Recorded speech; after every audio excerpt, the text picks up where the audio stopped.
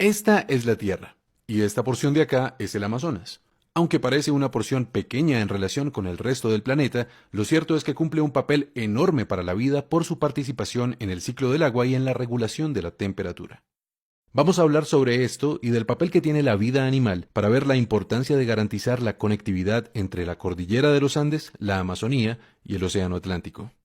Una metáfora muy usual para referirse a la selva del Amazonas es la del pulmón, por su intercambio de oxígeno y dióxido de carbono con la atmósfera, algo fundamental para que todos podamos respirar. Sin embargo, la selva va mucho más lejos, tanto así que sin ella gran parte de América del Sur sería un desierto. ¿Pero por qué?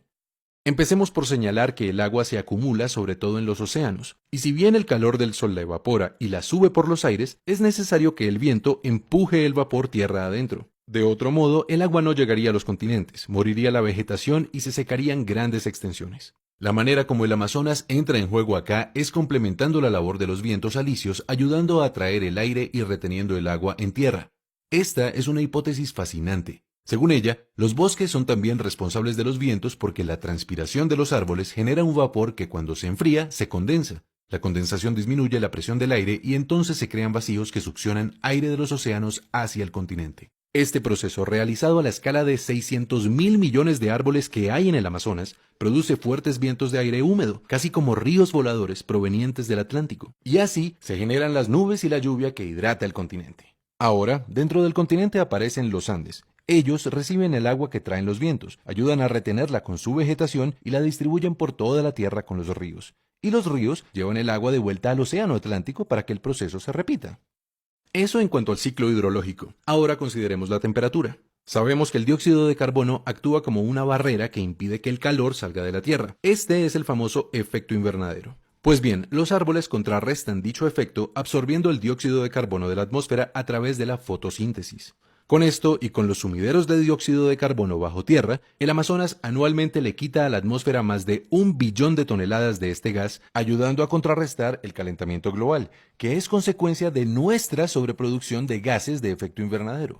Por otro lado, el Amazonas también regula la temperatura creando nubes, pues las nubes, especialmente las que son bien blancas, reflejan la luz del sol, y así impiden que llegue hasta el suelo y nos caliente en exceso. El bosque frondoso del Amazonas guarda bajo sus raíces grandes cantidades de agua, y entonces, a través de la evaporación y la transpiración de las plantas, genera 7 veces más vapor que el océano, es decir, muchas más nubes que reflejan más luz solar. En resumen, regular la cantidad de oxígeno y de dióxido de carbono, mantener la temperatura dentro de ciertos rangos y participar en el ciclo del agua generando los vientos y reteniendo el agua en la tierra son algunas de las funciones que la Amazonía realiza de manera integrada con el Océano Atlántico y con la cordillera de los Andes. Sin embargo, todavía no tenemos la imagen completa. ¿Qué nos puede faltar? Nada más y nada menos que la vida animal. Todos hemos oído, por ejemplo, de la importancia de las aves para diseminar las semillas de los árboles, pero cada animal, cada planta, cada insecto, también los hongos y los minerales, todos realmente cumplen un papel importante en los procesos físicos, químicos y biológicos de la Tierra. Porque pensando desde una perspectiva más amplia, la Tierra es un solo sistema, un organismo que se regula a sí mismo. Cada entidad que la habita es entonces una parte del engranaje completo, del gran organismo planetario. Y por eso, de la participación de cada uno, depende la resiliencia del todo. Los animales hacen una contribución notoria con sus posibilidades de desplazamiento y con sus metabolismos. Pero hay un animal bastante particular, capaz de transformar de maneras nunca antes vistas la Tierra: el hombre. El mundo está poblado por distintas culturas con prácticas y creencias diversas. Los indígenas del Amazonas y también el hombre occidental son grupos humanos que, como todos, hacen parte del gran organismo planetario. Pero las prácticas y las creencias de estos dos grupos suponen relaciones muy distintas entre ellos y el resto de la naturaleza. ¿Cuáles han sido sus relaciones con el Amazonas? Empecemos por los pueblos indígenas. Si bien hay más de 400 culturas diferentes habitando la selva, lo cierto es que a todas ellas les es común una forma de relacionarse con la naturaleza. En su pensamiento y sus prácticas, ellos se fusionan con el aire, con el agua, la vegetación y los animales. Reconocen pues que sus cuerpos, su vida misma es interdependiente con la selva, y de esta manera se comportan como sus aliados. Son miles de años de relación entre el Amazonas y los pueblos indígenas en los que la vida ha sido perfectamente sostenible con toda su diversidad. Y sería un error suponer que lo logran porque no transforman la naturaleza. Hay evidencia de que una décima parte de la tierra alta del Amazonas fue suelo fértil creado por ellos para ser aprovechado. Se sabe también que han afectado la selección de especies por su utilidad en la alimentación y los rituales. Y en todo caso, llegaron a ser millones de personas habitando el bosque. ¿Cómo han logrado ese equilibrio?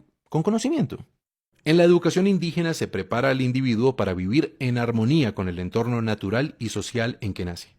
Ellos se transmiten el respeto por los espíritus guardianes del universo, que los llevan a hacer un uso responsable de los recursos y a entender que el consumo afecta el flujo y la distribución de la energía en el sistema global. De forma que sus prácticas son coherentes con estas ideas y buscan mantener el balance que afectan con sus acciones. Así, por ejemplo, los indígenas del Amazonas solían cambiar la ubicación de sus asentamientos cada 20 años, con el propósito de permitir que la naturaleza se regenerara. ¿Y los occidentales? Bueno, su relación ha sido distinta. En lugar de sentirse como un ser integrado dentro de la totalidad, los occidentales se han concebido de manera separada. En su proceso de construcción cultural suelen crear una dicotomía particular entre naturaleza y sociedad. A la naturaleza acuden insistentemente en busca de la materia que les permite crear y sostener el espacio que construyeron para sí, la ciudad. Por eso, el Amazonas ha sido para ellos fuente de madera y petróleo e incluso un estorbo para la ganadería, entre muchas cosas que, en últimas, destruyen el equilibrio entre la selva y sus habitantes. Ha sido, pues, una comprensión insuficiente del equilibrio natural con consecuencias indeseables para la vida misma. Y solo hasta ahora, el occidental empieza a entender la importancia de que su civilización crezca de manera sostenible. Precisamente por eso es que hemos empezado una gran discusión ecológica global. Hoy queremos decir que un paso muy importante en dirección de la sostenibilidad es garantizar la preservación del Amazonas y su conectividad con la cordillera de los Andes y el Océano Atlántico, porque resulta que todas las funciones ecológicas que realiza este ecosistema no las hace solo como una suma de árboles y ríos, de ninguna manera. El Amazonas, el océano y la cordillera deben ser un continuo ecológico a través del cual fluya la energía y la información. Es decir, que fluyan los ríos terrestres y aéreos, el oxígeno, el dióxido de carbono y otros elementos, la roca sedimentaria y también la información genética y las prácticas culturales, para que todo esto en conjunto garantice la diversidad que da mayor resiliencia al sistema entero.